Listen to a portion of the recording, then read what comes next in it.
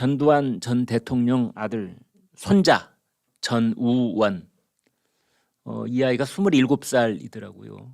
뭐 완벽한 성인이라면 성인일 수 있고 아직도 아이라면 아이일 수 있고 뭐 이제 그런데 저 아이입니다. 전우원. 대한항공편으로 뉴욕을 출발해서 인천에 왔는데 도착하자마자 긴급 체포됐습니다.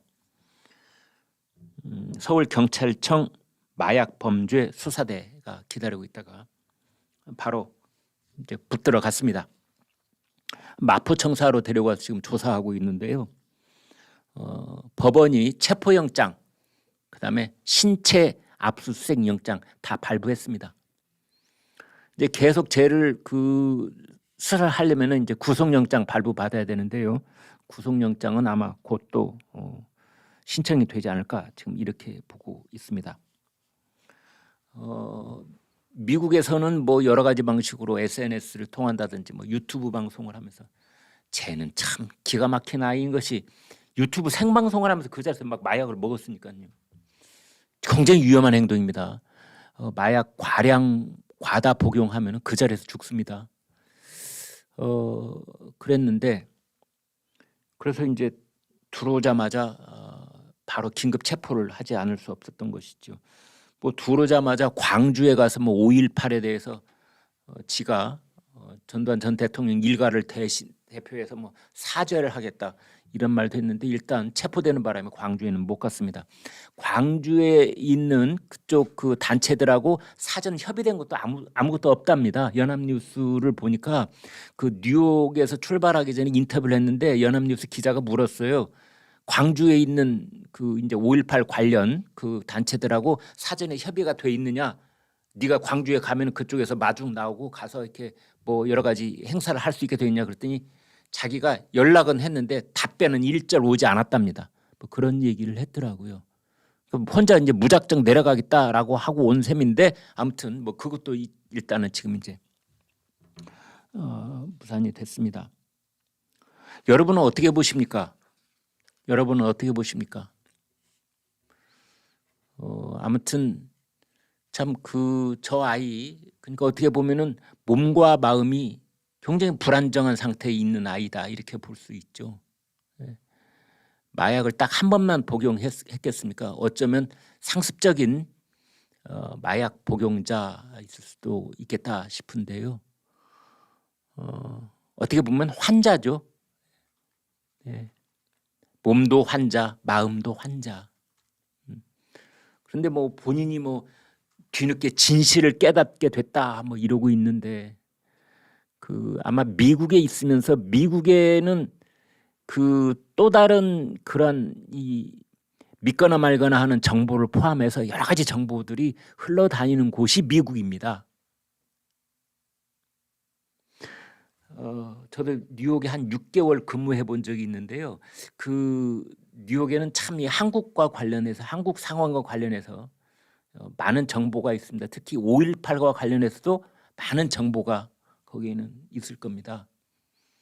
뭐 정확한 정보도 있고 또 신빙성이 떨어지는 정보도 있고. 근데 이 아이가 미국에서 아마 이제 그런 정보들을 어디서 어떻게 얻었는지 나중에 좀 밝혀질 수도 있겠다 싶은데요.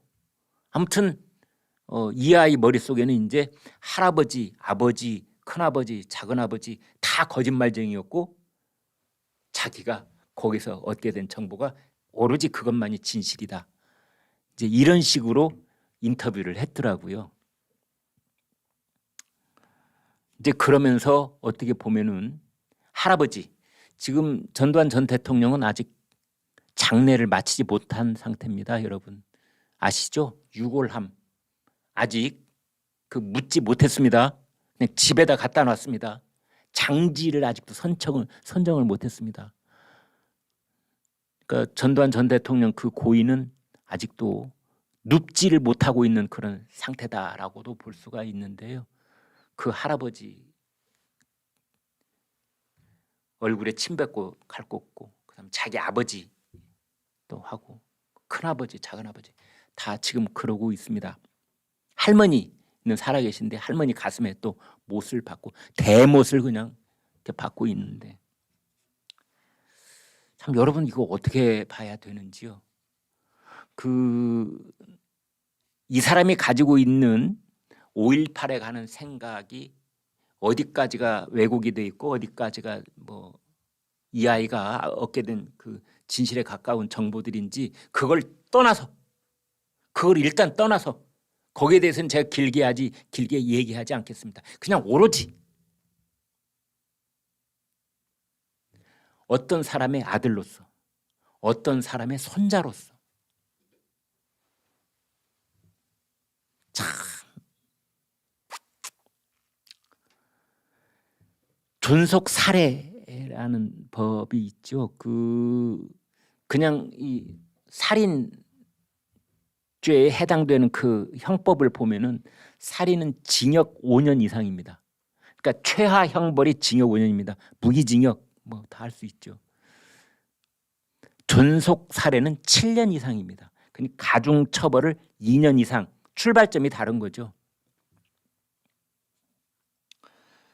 근데 이제 이런 경우는 어떻게 보면은 글쎄요, 어떤 분은 뭐 이 아이한테 뭐 야 용기에 박수를 보낸다 이런 사람도 뭐 있을 겁니다. 있습니다, 사실은. 네, 우리 사회에 보면은. 근데 또 많은 저희 시청자들께서는 참 미친 놈이다. 이런 행동을 하는 사람들한테 폐륜이라고 하죠. 폐륜.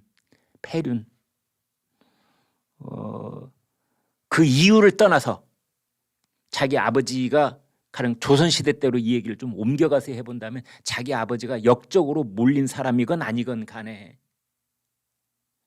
그런 아버지, 조상, 할아버지를 부관참시하듯이 자손이 말이죠 하면은 우리는 그런 놈을 폐륜이라고 했죠. 폐륜아. 멍석말이를 해서 거적을 덮어놓고 몽둥이로 쳐 죽이기도 하고 뭐 그냥 산채로 땅에 묻었다는 기록도 있고 산채로 우물에 빠뜨린 다음에 우물을 묻어버렸다는 얘기도 있고 뭐 그렇습니다. 근데 이 아이가 한 말 중에서 예전에 나왔던 말을 보니까 그 상속 문제에 대한 갈등도 좀 있었던 것 같아요. 그러니까 왜 상속이 그 이제 손자 때에 가면은 뭐 나는 뭐 받고 뭐 받는데 또 뭐 저쪽 사촌 형들은 또 뭘 받고 뭐 이런 것들이 있는데 글쎄요. 대개의 경우에는 이런 존속 비방, 존속 갈등의 가장 큰 원인 중에 하나는 상속 문제에 대한 갈등일 때가 있습니다. 제가 이 집안은 잘 모르겠습니다. 사실은 제가 뭐 넘겨짚지는 않겠습니다만 그래서 이 아이가 자기 큰아버지, 작은아버지에 관한 얘기를 참 많이 하더라고요. 그리고 그 큰아버지와 작은아버지 재산에 관해서도 많은 얘기를 하더라고요. 그러면 그런 이유는 또 뭔가? 왜 거기 재산까지 들먹이는가? 뭐 이런 생각이. 저도 사실은 좀 심정이 자식 키우는 입장에서 복잡했습니다. 거기까지만 말씀드리겠습니다.